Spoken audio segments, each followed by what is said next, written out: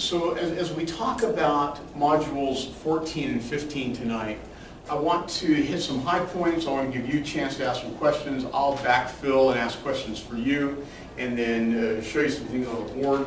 But this is probably more review oriented tonight, so we can get to some review for the final than a normal Wednesday night is.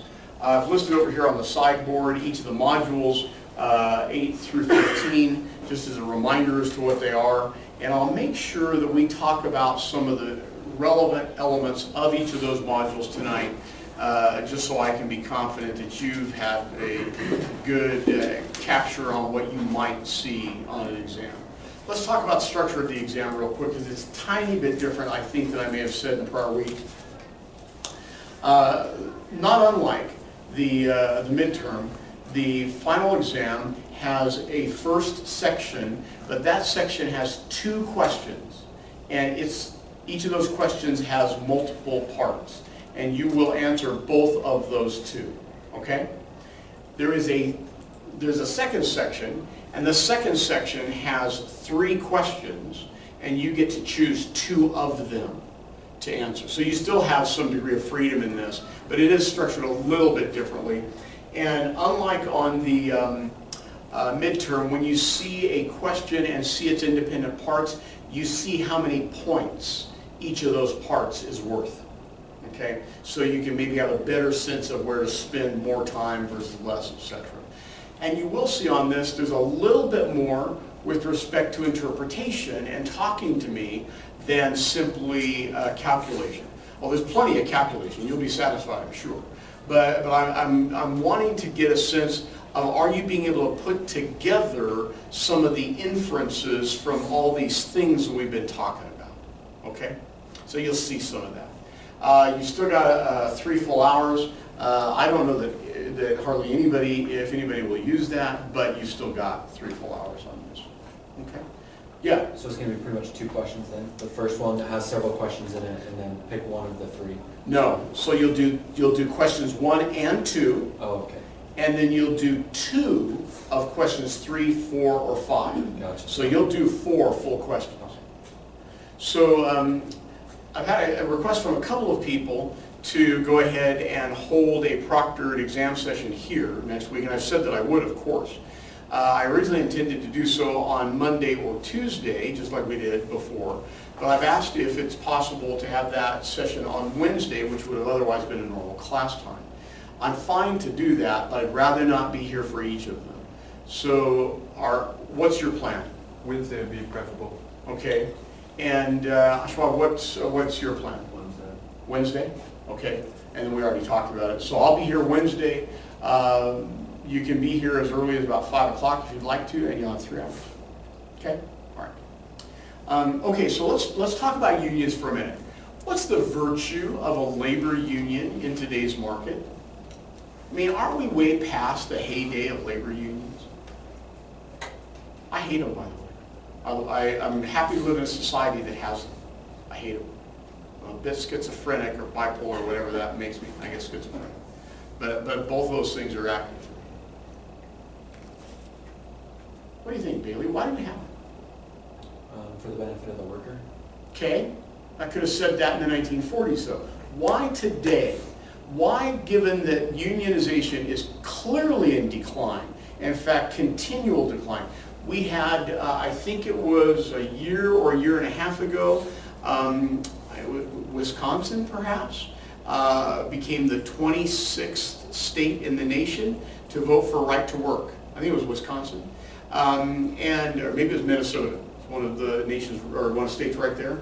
And vote for right to work, which now means a majority of the states in the United States do not have required unionization laws of any kind. Which 30 years ago, that's unheard of. 50 years ago, you would have bet the house against them. Okay? Why do we have them? We have for the benefit of the worker. But doesn't the market do some of this? Haven't we become socially enlightened enough to know that usurpation of labor is wrong and counterproductive? No? Tell me about that. Why not? I think it's human nature, like as long as there's money to be made, we'll, take it. It's just business. Okay, I agree with that. So anytime you have capitalism and capitalists, you have human beings, right? And sometimes human beings get out of hand. We were talking about this before some of you came in. We have something really kind of interesting happening at the same time. The largest labor unions in the country are not protecting workers against capitalism. They're not protecting workers against private or competitive market pressures. They're not what Marx would have been concerned about. They are labor unions that predominantly are populated and have as their members government employees. School teachers, right? Largest labor union sections in the country are school teachers. Primary and secondary education school teachers. And far and away. And as we were talking earlier, the vast majority of them are female. The second largest labor union in the country protects public service employees, which are, even though that includes police and fire departments, it mostly includes state and federal administrative workers, once again, predominantly female, not exclusively, not as predominant, as much a dominance as in the school teachers unions. Those are the two biggest ones in the country. After that, you have auto workers, you have the CWA, Communication Workers of America, and it just kind of peters off beyond that and very rapidly in terms of the ones and size. But we have our labor unions have their primary focus today is to protect workers from our government. That runs afoul of everything we know about unionization, right?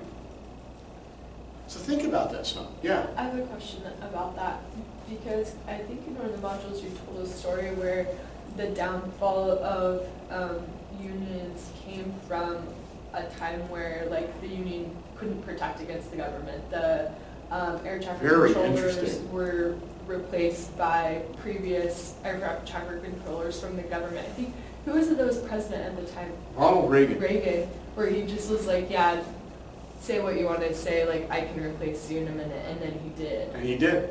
So how is that protecting against our own government? Well, the unions weren't strong enough Okay. to protect against. So the backstory in this, if you haven't taken a look at that, lots of negative pressure, downward pressure against unionization.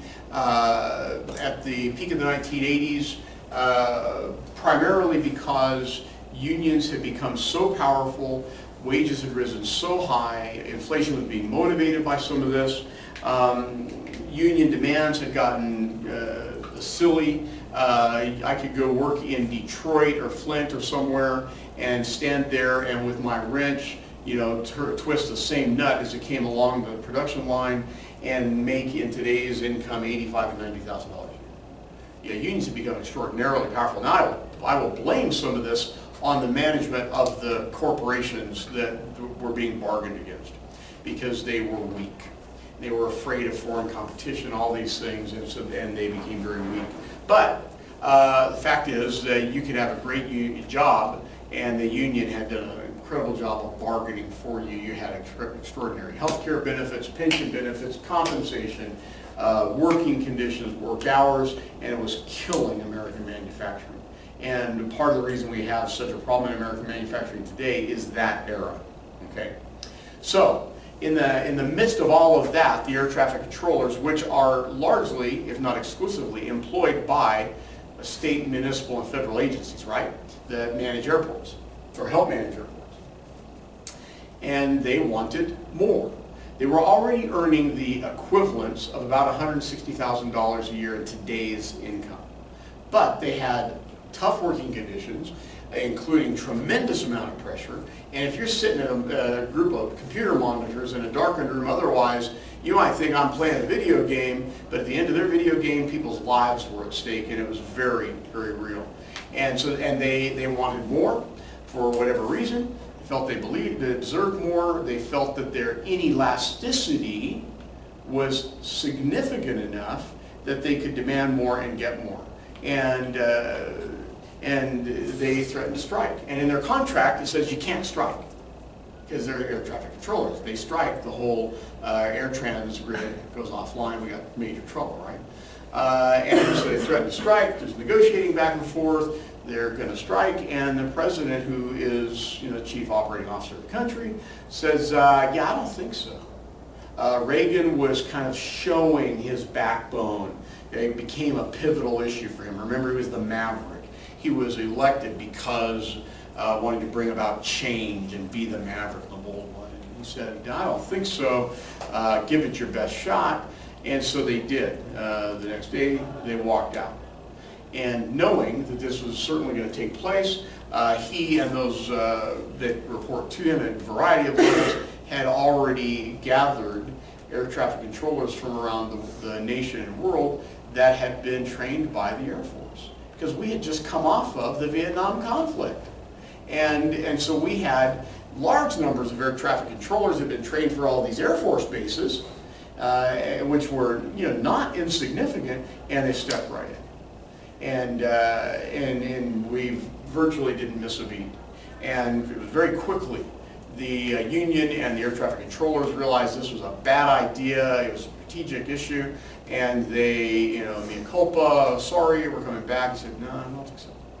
You violated your contract, we don't have to take you back, we're not taking you back, you're welcome to apply. And that one act was so public, it was so demonstrative, that it really was what broke the back of the union movement that had been growing and gathering steam for so many years. So is the problem that they broke their contract, or like what was it that, how is the union no longer able to be strong enough at that time? Like what was it that So what it was then it was evidence that they no longer had the political power to protect as they always promised. Okay. Yeah, that's what it was. And it was a pendulum moment, because pendulums go to one side, and then something causes them to not keep going, and they come back, right? And there's a pendulum moment where it was so public, so demonstrative, that it just couldn't go further, and then started to come back.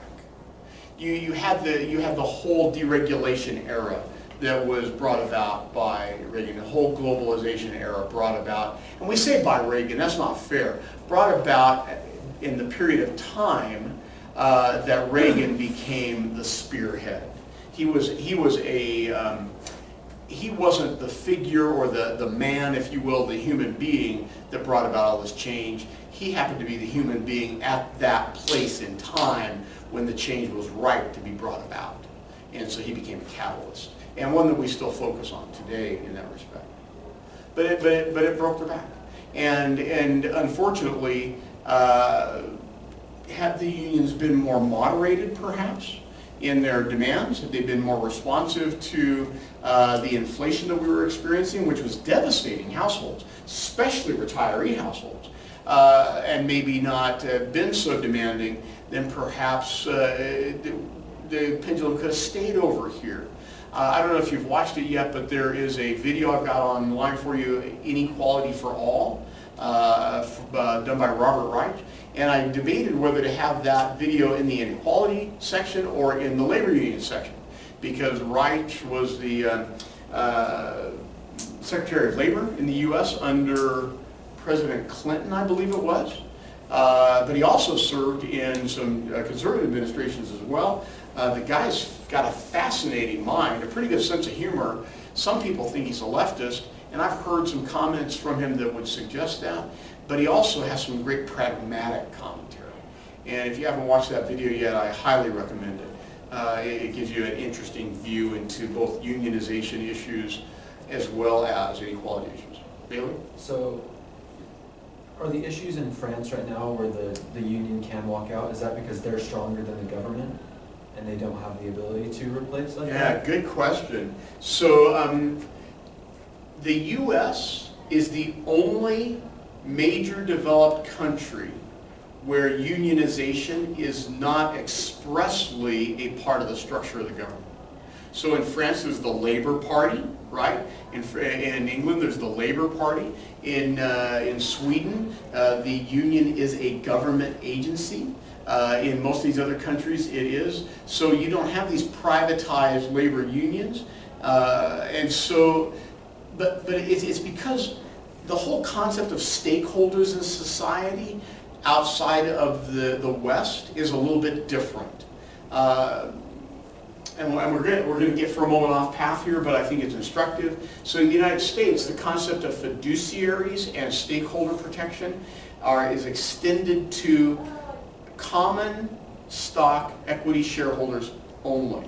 So if Milo is the CEO of a publicly held company, and we are the board of directors, our responsibility is to protect the financial well-being and profitability of the common stock shareholders, period.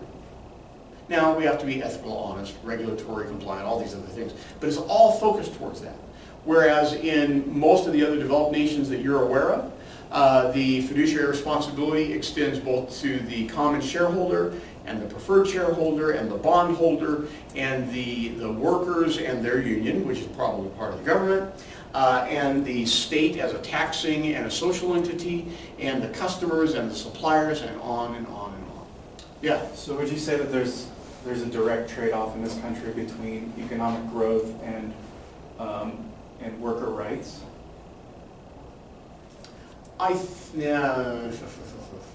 So the ice on which I'm about to tread is relatively thin, okay? So just know that. If you had asked me that question in 1980-something, I would have given you a completely different answer, Milo, than I would give you today, okay? Because unions at the time had become so strong, and they had increased worker wages and benefit packages, etc., so dramatically that their protection of workers had become an impediment to economic growth. Okay, it was strangling us. It was killing us. Today we've gone. I mean, the pendulum was over here, right? Today we've gone way over, and here we've got the 1% and Occupy Wall Street, Occupy your driveway. Wherever we wanted to do any of this stuff, it was impotent, but it was an interesting movement, right? And that's indicative of the pendulum go too far on this other side where we don't have much in the way of worker protection. When the Catholic Pope comes out in a major address and talks about inequality and the need to protect workers, you probably have gone past center point in the pendulum, okay? And I think we're way beyond reality where we should be in this. But I'm going to come back to why I hate unions. Whenever you are gathering thousands, hundreds of thousands, or in the case of some of our unions, millions of workers that are especially of lower education levels, as so many of our manufacturing unions and their workers have been, when they're lesser wage earners, more substitutable earners, then you have the ability for clever leader managers, etc., to come in and take advantage of them financially instead of firms taking advantage of them. And we had that. We had that. The Jimmy Hoffa stories are not just stories, right? I mean, he was a labor union organizer, and he was indicative of extraordinary corruption. Do any of you know the name Ed Main? So Mr. Main is now deceased. Died 3 or 4 years ago. I got to know him personally a little bit. He was the head of the AFL-CIO here in Utah. He was one of the few Democrat, I think, senators at in the state Senate. He might have been part of the House of Representatives for the state, but again, one of the few Democrats. And he absolutely believed in the brotherhood or sisterhood of the union movement. And I mean, the guy's life was all about that. But he wielded such power in those parts of the state that still experienced unionization, and coal mines, teachers' unions, certainly our auto plants when we had one up north towards Ogden or above there, and others, steel workers and such. He had such power. The guy was badass. I don't know I doubt he was ever a criminal. I don't believe he was corrupt. He was a good man. But man, if Ed Main said X, you did X. That's all there was to it. So these are pendulums, right? And we've gotten to the point where our lack of worker protection is now an inhibitor to economic growth. Because so many of our households can't afford the goods and services that we manufacture. And it's hurting us. Anyway, so that's a little bit off some of that. So how do we think about labor unions graphically? I'm not going to spend time really talking about numbers with these because you guys now know how to take two equations with two unknowns, solve for them, and apply them. But I'll talk about them graphically, and so we can make sure we see how the pictures work and you can know what kinds of things to expect. All right? If you want to ask questions that include numbers, feel free to do so. Let's assume for a minute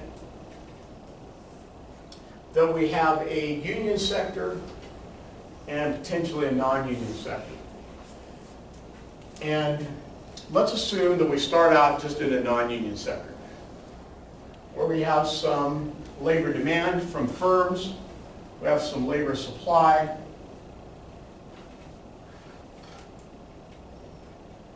we have W and we have L, and our expected L star and W star.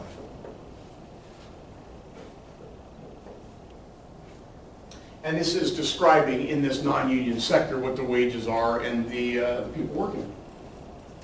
The number of workers that equals demand and supply. And then a group is successful in organizing a labor union. And let's say that this is, I'll say electricians, because there is an electrical union here. It's very popular. It's a successful union. Okay. But let's say it hadn't existed, and now labor union is organized, and we're going to begin to see something happen here as well. Okay. Well, in this non-union sector, or in the union sector, once we have unionization, we now have some supply. And notice, if I've done this well, and I think I have, yeah, I have. Notice that the labor supply relation here starts at a level higher than it did here, meaning that the reservation wage of this group would be greater than the reservation wage of this group. Well, there's a couple of reasons for that. One of them would be because to be in the union sector, I've got union dues, right? So I have an expense function here that may be meaningful. My labor supply relation starts at a higher level of wage, and then, as you would expect, goes north. And even if I have the same demand for workers, and I've tried to make that demand line very similar to the one in my non-union sector, I now have a greater number of, a greater amount of wage, I'll call it wage union instead of wage star, and I've got some number of union workers, which is lesser than L star. Okay? So we had this condition, a union was formed, and so some supply that left here and came here. Some firms demand labor or union workers, some firms don't demand union workers, but labor demand generally for electricians probably really hasn't changed. But now we have union workers making more than non-union workers, right? And that makes sense to us for a couple of reasons. We know that they have to make more because they pay union dues, and they've got to be able to have more income to pay those dues and be having been left in a similar condition that they were in before. Otherwise, why would they even do it, right? But it's more, there's more going on there.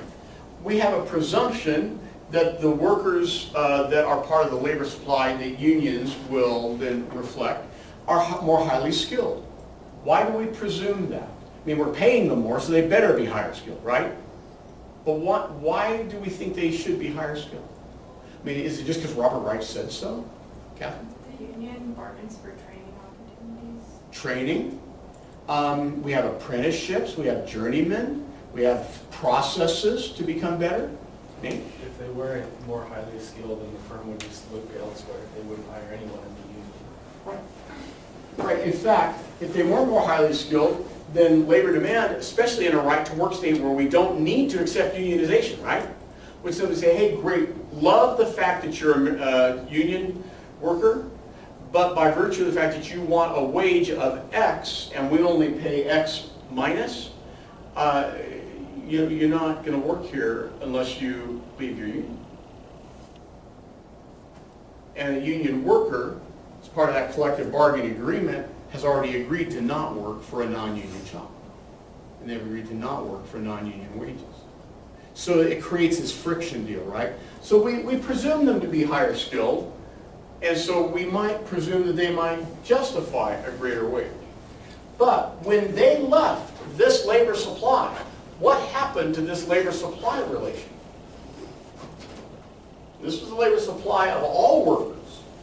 And now some of them have migrated over to a union section. Well, we would think, traditionally, when that happens, labor supply probably shifted to the left. And what happens?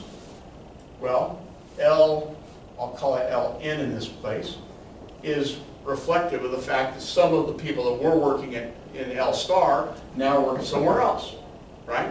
And LU plus LN probably equals about what L star used to equal. But now we have WN and WU, and they're not dramatically different, which is kind of interesting. This is why we know, and this is how we can model the effect of when a union comes into an area. Its collective bargaining doesn't help only its members, it helps the non-union members. There's quite a debate about this right now. You've seen some of this in the press recently, where you even have people working in union shops, if you will, or for companies that have predominantly hired union workers, who say, hey, you know what?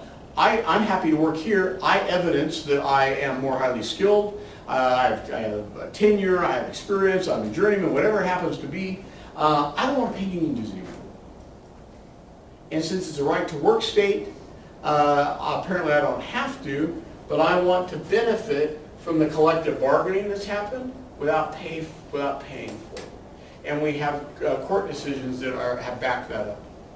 So the whole union construct nationally is in a state of disarray. Before a few of you arrived, I commented how I think it was Wisconsin that about a year and a half ago became the 26th state in the nation to become a right-to-work state. By the way, what does that mean, right to work? Nate, do you know? I was just about to ask. Okay. Yeah, Catherine? It means you can do that, like. Yeah. You don't have to pay the union dues, but you still should receive the union wage. Yeah, it means that I don't have to be part of a union.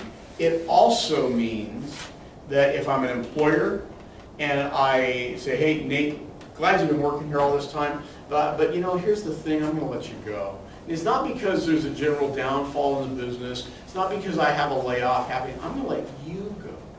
I don't like guys that are able to grow that much hair. They have these arms and such. Frankly, you annoy me. So I'm going to let you go. And you can say, fine, I'll collect unemployment maybe if it wasn't for cause, but you can't stop me from letting you go. This is a right to work state. So it's protection on both sides of the equation. Well, we became now a nation where the majority of our states are right to work states. And who knows if that'll become a 27th state, a 28th state, or a 29th. But I think the pendulum has swung quite a ways over. It was over here prior to the PATCO, the air traffic controllers deal, and it began a dramatic swing over here. And I think we're near the end of this part of the pendulum. I think it will start to come back. But that's just me. So all of these would be motivated and calculable based upon supply and demand equations, right, for labor. And if you saw some initial conditions and some changing numbers and you could model them, this is the kind of thing you're going to model. Does that make sense? Unions serve a function in society even when they're extremely weak, and there are very few of them. And this is why I've said, even in the video, I grew up, I couldn't stand the unions. My father was a union member. He was very proud of being a union member. My grandfather on each side of my family were union members. One was the railroad union, the other was the carpenter union. My father's father was a carpenter, as my father was a carpenter. And what I saw of unions as I was growing up was every couple of years in the winter, the union would go on strike. Dad would be out of work. We were already a poor household. It made things even worse. To the extent that there was friction and contention in the household, it got worse. We would sometimes end up on welfare. This was not a happy picture, okay? And that was a union to me growing up. And then I had some exposure to the corrupt side of labor unions a little bit later in my life. And so it was reinforced. But think of all the things that we have as workers today because of labor unions. Overtime. If you're in a company or have a job where you receive overtime, it's a function of labor unions. The fact that we have health care provided largely through our employment is a function of the Roosevelt administration and labor unions. The fact that we have the paid days off that we have, FMLA, all of these different things, OSHA, Occupational Safety and Hazard Board, exists because of the lobbying effort of labor unions. Now, sometimes they may have gotten out of hand. I'm not going to argue that. I thought that as a young person, and I certainly think it even today. But they're still effective today, even in a weakened form, because if I'm an employer, or I'm part of a group of employers, and I am abusive to workers, there is always the shadow of a threat out there that Catherine and Bailey and Milo are going to rise up and do their whole Norma Ray thing, and all of a sudden now I have to contend with the union. If it didn't exist at all, if unions were just gone, then it would take some time for them to come back. But existing even in small weakened conditions, how much effort would it take for you to whoop up some of your fellow workers that really were being exploited? Not much. Not a lot, especially if you're charismatic, if you're promising things, and they think there's any plausibility. In fact, just show them Norma Ray, show them the movie, you win, right? So they exist, acts as kind of a buffer, even though they're weakened today, because the threat of them rising up when the conditions are ripe for it, and I'm not sure that the conditions aren't becoming, well, I'm confident that the conditions are becoming riper. I don't know that they are ripe enough, and I'm not sure that I want them to get ripe enough. I'd rather there not be a reason for a union. I'd rather that firms recognize that Adam Smith was right. We should be looking for economic optimality, where we're serving your best interest as a worker and my best interest as an owner of a firm, right? We have another really interesting scenario, and I don't know how this is going to play out, because how it's playing out so far is kind of mixed. We know union bargaining. We have a scenario where, let's say Nate is the labor union leader, and I am the representative for the company. Maybe I'm the CEO, maybe I'm general counsel, who knows what I am. And we go and traditionally and literally are sitting on opposite sides of the bargaining table, right? Not too many years ago, the federal government supported a bankruptcy for General Motors, the largest auto manufacturer in the country. Certainly at the time, I think it still is. And all the shareholders for General Motors were wiped out. They were wiped out anyway, right? The bondholders were made whole in part. The largest group of bondholders happened to be the pension fund for the American Auto Workers and the union. And so in negotiation, they received, I think it was 80 cents on the dollar, something like that, for the bonds, which is a big shave. That's a big haircut, right? But they also received a large percentage of the stock of the newly formed General Motors. And the other recipient of the stock was the government. So for a period of time, General Motors was owned by the labor union and the government. Now, the government, the federal government has since sold much of its equity stake in General Motors to the public, and in helping replenish the coffers of what we as taxpayers put up so that we could save this large American employer. But during that period of time, when it came for union negotiation, who was on which side of the table? The union now was an owner, so here now you're going back and forth on either side of the table, and the government, which typically had played a conciliatory role that had helped to bring rationale to both sides in bargaining, was now the primary equity stakeholder. You want to talk about convoluted? And so in those years where it was expressly that, what we saw was very little public discourse about what was happening with the union. There was a lot of coordination, a lot of what we would otherwise think of as backroom deals. We now have the government having sold most of its equity stake, but still the U.S. government is still a major shareholder in General Motors. The union holds much of, if not most of General Motors bonds, and holds a majority or a major stake. I think it's 37% of the outstanding stock. So you still have the union both as representative of management and ownership and of workers. And I don't know how this plays out for the next time there's contention. I think we might be stepping up to it. You've heard about the plant closure in, I think it's Ohio, maybe, is it? Where GM has made the Chevy Cruze, and they're gonna, well, they haven't said they're gonna close the plant. They're no longer gonna make the Cruze there, and they've not identified anything else they're going to make there. So the tacit expectation is the plant closes. And the Trump administration is not happy, right? And so this will be interesting. You have the president trying to force the company into doing something that would actually protect workers. You've got the shareholder union being supportive of something that's hurting workers, and it'll be fascinating to see how this plays out. And it probably will play out at some point with some level of a strike. So let's talk briefly about the Hicks bargaining model for strikes. Okay.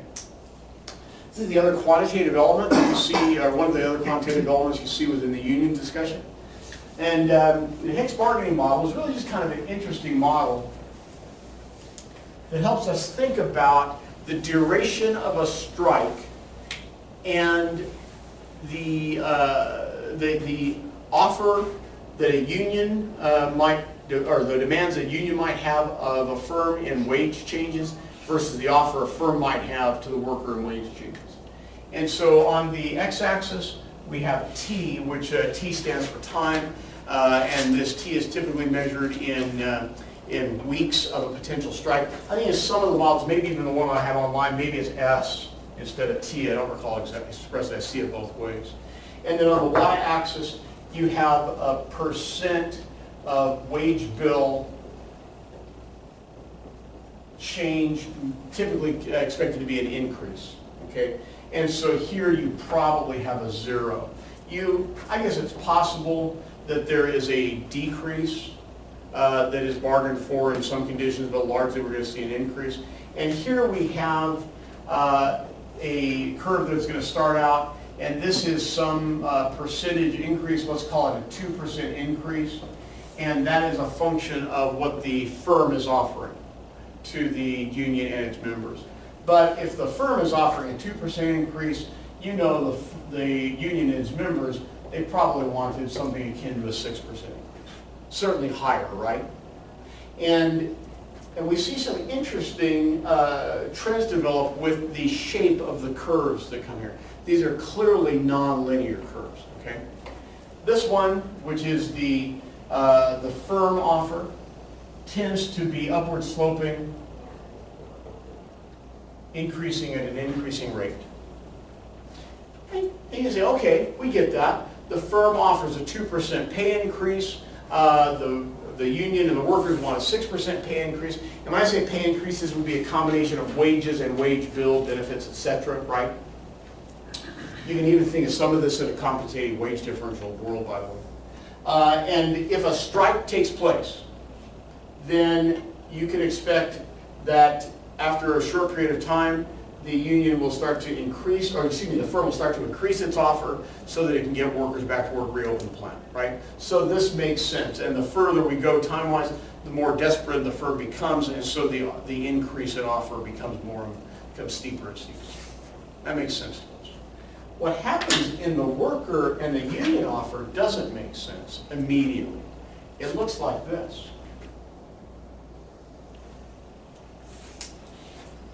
This is the union or the worker offer. What is that about?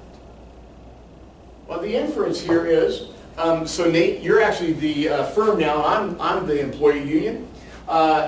You're going to offer us 2% when we expect 6%. Screw you, buddy. We now want 8%. And the further this goes on, it's going to be 10%. Mark my words, right? That's the inference here. Is that commonsensical? Is it counterintuitive? What? What do you think, Bailey? Yeah. Would you react like that? I mean, these guys are starting to give a little bit. Are you going to spit in their face? A lot of people probably do. Just A lot of people, they because they do. can see an opportunity to get more. Part of it's an opportunity to get more. Part of it's bravado, right? Part of it's the I'll show you attitude. Maybe it's really short-lived. But regardless, there is a curve, and it is upward sloping before it starts to come down.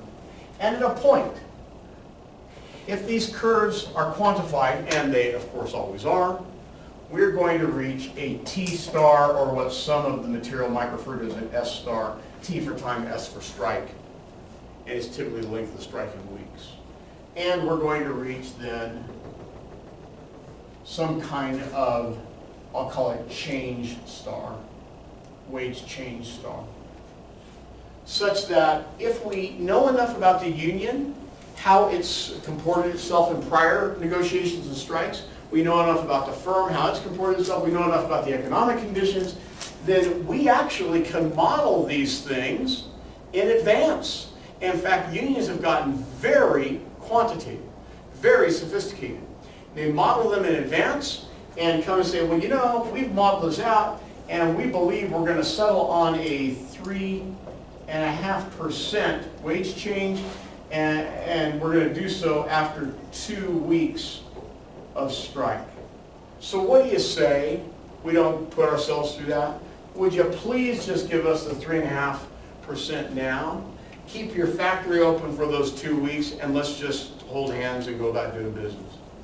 This didn't happen with any efficiency, certainly efficiency that you could model, all the way through the 1970s. Oh, sure, some people thought about saying kumbaya, wanted it to, but we didn't have the ability to gather data and calculate it and analyze it the way we do today, and we didn't have the sophistication. And today, there's almost no reason for the remaining unions to go on strike. When was the last time you heard of a teacher's strike? Milo, I'm going to guess that aside from me, you probably are the oldest in the room. How old? Do you mind me asking how old you are? I just turned 40. That's about what I figured. Can you remember a teacher's strike? Vaguely. You would have been a teenager. Uh-huh. The last one I can think of in this state. Are you from Utah? No, I grew up in California. Ah, well, that would be part of why. Yeah. Okay. Last one I can remember in Utah would have been 13, 15 years ago. 23, 25 years ago. Because you would have been about 15, 17 years old. So, my guess is the rest of you, if you've lived in Utah for very long, have never experienced a teacher's strike. Oh, we every once in a while have a sanitation worker strike, like in New York, right? You ever been to New York when there's just these mounds of garbage on the street? I have. I lived in New York for a while, and it stinks fast. So how long do you think that strike lasts for sanitation workers in New York? Not so much. Very short. But interestingly enough, it's not because of the smell and our rising up to have it dealt with. It's because our elected officials, mayors, city councils, etc., then threatened to pull a Ronald Reagan and fire all the sanitation workers, which they can, just like Reagan did. So you might think about the duration of a strike, but here we have percent change which is probably an increase. Doesn't make a lot of intuitive sense to have a percent decrease. And here we have a time period probably measured in weeks of a strike, and you would have, for each the firm offer and the union offer, you would have some kind of equation that would have in as variables T and change, right? Or S and change. Any questions about this, or its intuition? Yeah. So do certain like negotiating tactics come in as like exogenous influences on these kind of models? Like I had friends in Mexico who said that when teachers strike, they would get friends who had a bus and they would just block whole intersections. Yeah. You know? You know, I have to believe that there are exogenous variables in the econometric regressions that are run, right? And you obviously know something about those kinds of things, otherwise you would have asked it in that way. I don't know how sophisticated they are, but I will tell you, when you have that many millions or hundreds of millions of dollars at stake, you have very sophisticated measurement and analysis. I mean, the largest pension fund in the country is CalPERS, the California Public Employees Service Union. And I mean, it's got the wealth of many good-sized nations. Okay? And that money is standing behind the union. One of the things that causes many people today to be not as interested in unions as we once were is because unions have chosen to use some of their lobbying power to lobby in areas that we didn't normally think of as worker areas. So they've kind of gone beyond the pale of that. So, but I'm not sure that's not true of many parts of society. Yeah. Maybe a question that's a little to the left, but why is there such pride behind being in a union? Like I've spent time in Chicago and they're still, Yeah. you know, we support our union workers. Where does that stem from? So I'll think about my father for a minute. My father was a member of the local carpenters union in the area that we live his entire adult life. He never wasn't a member of that union from the time he started working. He worked for many different companies, but was a union guy. I think he was proud of the union and proud of the brotherhood. The brotherhood was a big deal. To Ed Mays, the brotherhood was a big deal. It wasn't intended to be gender exclusive, by the way. It just meant the compilation of people. Today we would say, you know, you got to think about another word, but it's, you know, IBEW, International Brotherhood of Electronic Workers. And it doesn't say sisterhood, but it's a type. Okay, I'm looking at Lindy because I know she's going to do her paper on gender issues. And I'm hoping she doesn't throw some of those germs towards me faster than they're already coming.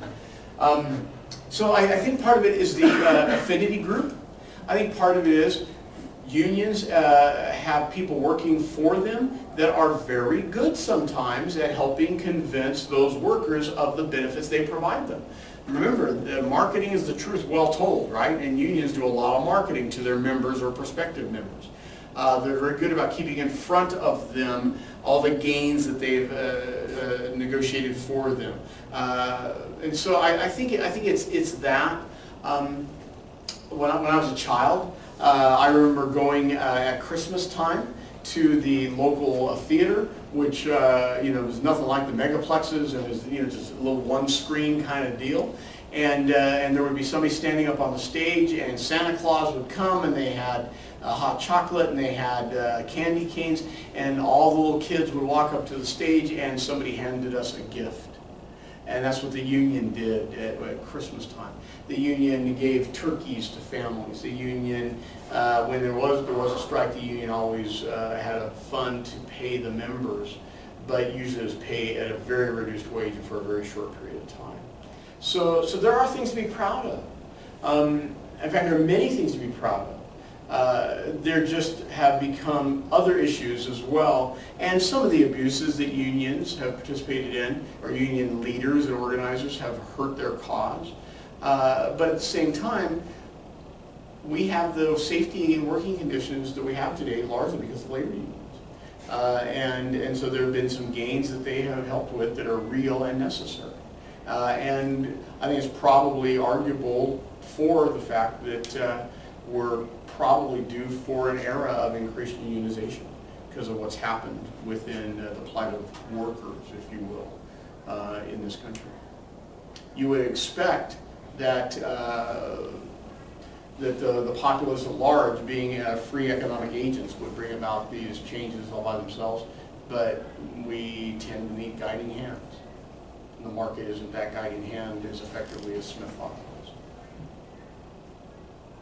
Fair enough?